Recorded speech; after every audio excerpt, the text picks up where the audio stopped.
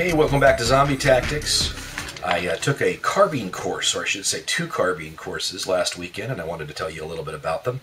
One of my favorite companies to train with, although technically this is the first time I've ever trained with this company. I know that sounds weird, but here's what happens. There used to be a company by the name of Stone Cobra Tactical, and I always start to say that name and say it wrong. If you watch the previous video review of that, you know I flubbed that one a few times.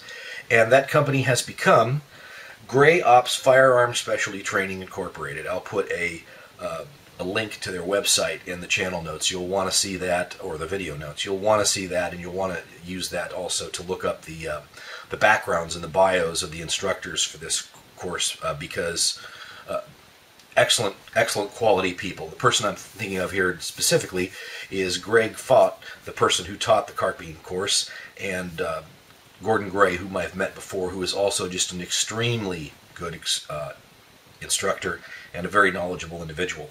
So we had 2 days of training. These are 2 different trainings. It's not one 2-day training. There's the fundamental carbine training course, and then there's the transitional carbine course. And I did both of them in rapid succession. We had 4 or 5 of us, 5, 6 of us the first day, and 9 or 10 of us the second day following us for the transitional carbine course. The carbine course is a little different than a handgun course, and it's because the carbine is one of those things that's probably less understood overall compared to the handgun, and for that reason, and I really appreciate this about the way Gray Ops does this, the first part of the course is almost a mini armorer's course, and there's a lot of good material about that in the course notes that came with it, stuff that frankly a lot of other schools, they just wouldn't give you this material, and I'm going to show some pictures of it, because what they want you to do is feverishly take notes and forget half of it, and then you'll have to take the course again. But man, you know, you could sell this for $5, $6, $7. I've seen things that people sell for $20 that have less information in it than this, when it gets right down to the actual information. So a period of time that we tore down our rifles, detail stripped the upper, and the bolt group to all of its component parts, and took a look at everything and how it works and how the AR system works, and put it all back together. Got lots of good tips from Greg on easy things to do, ways to not lose parts, things to look for, and that was really good information coming from Greg, being that he is an armorer, or he has been an armorer with his department, which is, I think, what, the 7th most dangerous city in America, that police department for that particular little place with which I'm strangely familiar. So he, again, encyclopedic level of knowledge and real-world experience having to do with the AR-15 platform, and how you need to care for it and maintain it to make sure that it's in good shape and it's ready and it's going to be reliable. From there, we went into what will be familiar territory for anybody who's taken any kind of handgun course. All the fundamentals of basic combat marksmanship, all the stuff having to do with sight alignment, sight picture, blah, blah, you know, on and on and on. No sense going over all of that. You can hear that over and over from various different sources. But taught very well by Greg and demonstrated in a very effective manner, I thought. One of the things I like about the way Gray Ops does things is that it's kind of the thing they tell you, they show you, then they have you do it, and then they correct your doing of it until you get it right. It's a good teaching methodology. That's sound theory right there at work. And so once we know how our rifles work and how to put them together and take them apart and put them back together again, hopefully at that point, otherwise there's not much use in going on.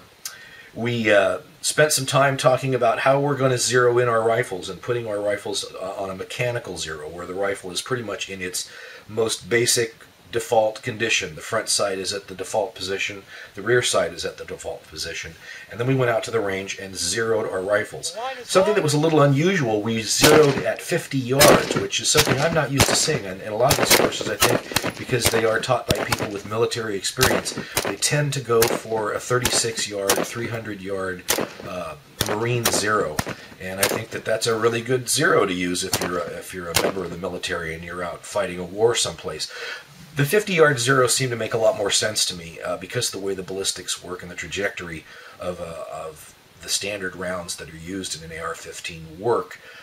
That puts within about a 200-yard range. That puts all of your rounds within a space about that big. So, aiming somewhere on the body and being pretty sure you're going to hit somewhere at the body within that range. That makes sense for a law enforcement officer. That makes sense for a citizen who may be using a rifle to defend themselves. Frankly, that's the way I'm going to zero my rifle from now on, because it just makes a lot more sense to me as a kind of a no-brainer. I'm not worried about all kinds of holdovers and, do I have to aim 10 feet above his head to hit him in the nipple or something.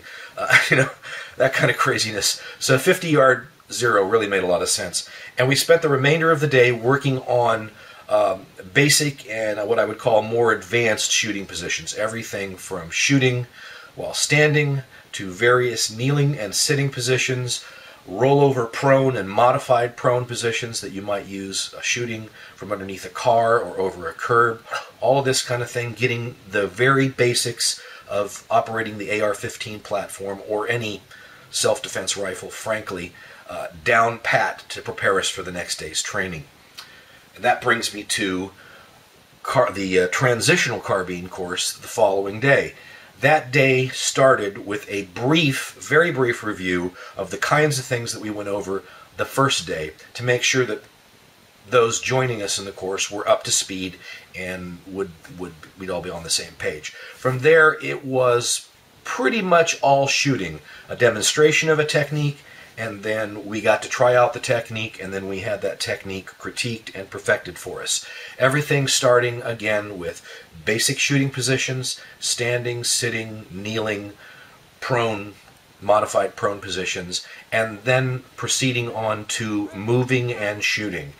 We did everything from basic moving forward and moving backward to kind of these figure eight and box exercises that are very common. Not at a tremendous high rate of speed kind of a thing. All very safe. All getting us to work out the details of our rifle and work with the things that we'd have to encounter. A good number of people did have weapon malfunctions, which is a good thing in a course like this because it shows you that they do occur and brings home the importance of why you ought to maintain the weapon correctly and why a course like this is important, because you'll find problems you won't find just going out at the range and shooting little bits of paper. And I had some problems of my own having to do with a faulty magazine and the fact that, as you saw in a previous video, I was abusing the heck out of the thing. I had a few problems to work through my own. Frankly, I almost thought I messed the thing up, except that it turned out to be mostly a faulty magazine. Take care of your rifle, it'll take care of you. And your magazine. That's the lesson. So then, by the end of the day, we'd worked out what I think are some pretty good intermediate techniques, including transitioning. There again, transitioning from your primary weapon, your long gun, your rifle, to a handgun, your secondary weapon, when things go wrong and things go down. I actually, because of the problems that I was having with that magazine, and didn't even know, what my real problem was yet. With the rifle, I ended up finishing out the day shooting pistol only because there just wasn't enough time for me to go back to the bench and figure out why isn't this doggone thing working. And that was valuable in and of itself because it was kind of like you're going to train how you fight, right? If you were in the middle of some kind of situation and your rifle was not working, you're going to go for the pistol and you're going to do it anyway, right? Again, Greg Faught, excellent instructor. He was assisted also by Alan Lambertson, another officer from his department who had recently become certified as a law enforcement instructor and was assisting in this course. Tremendous asset to the course, Alan was. Excellent demeanor and excellent teacher in his own right.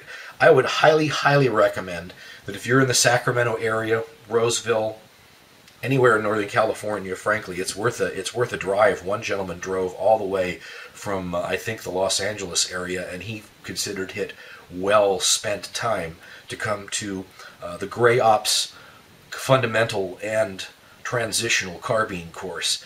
I can't say enough about these folks. If you are in the area or even outside of it, this is a great company to train with, and I would just recommend it highly.